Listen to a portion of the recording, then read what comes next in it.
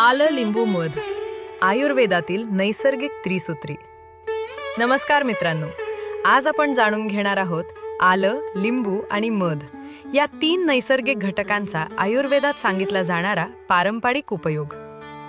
सर्वप्रथम आलं। आयुर्वेदात आल्याला पचन सुधारण्यास मदत करणारे आणि कफ कमी करण्यास सहाय्यक मानले जाते। सर्दी, खोकला किंवा घसा खवखवत असेल तर आल्याचा वापर अनेक घरांमध्ये पारंपरिक उपाय म्हणून केला जातो। आता बोलूया लिंबाबद्दल। लिंबामध्ये व्हिटॅमिन सी भरपूर प्रमाणात असते। ते शरीराची रोगप्रतिकारक शक्ती टिकवून ठेवण्यास मदत करते। तसेच पचनक्रियेलाही काही प्रमाणात सहाय्य मिळू शकते।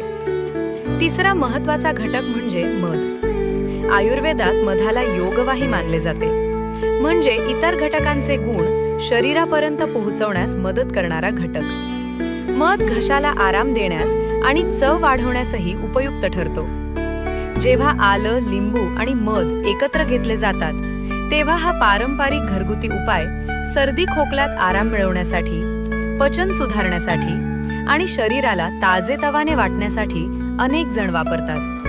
मात्र हे कोणत्याही आजारावरील हमखास उपचार नाही। महत्त्वाची सूचना: 1 वर्षाखालील बाळांना मध देऊ नये। तसेच मधुमेह, अल्सर, गर्भधारणा किंवा इतर गंभीर आरोग्य समस्या असल्यास हा उपाय करण्यापूर्वी डॉक्टर किंवा आयुर्वेद तज्ञांचा सल्ला घ्या।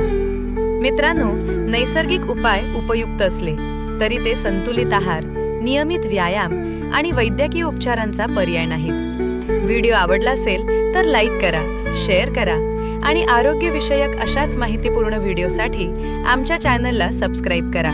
धन्यवाद।